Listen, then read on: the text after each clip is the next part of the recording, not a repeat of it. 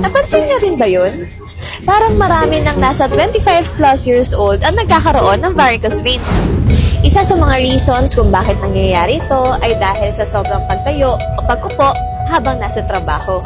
Pero alam niyo ba? Ang popular treatment na sclerotherapy ay umaabot ng 5,000 to 10,000 pesos per session na kailangan mo pang mag-undergo ng 2 to 4 sessions para lang makita ang results.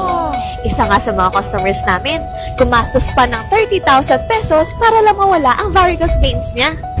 Introducing BTY Overnight Mask at BTY Instaglow.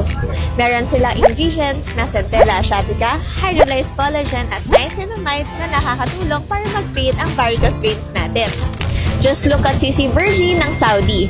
Kitang-kita ang pagbabago sa legs niya.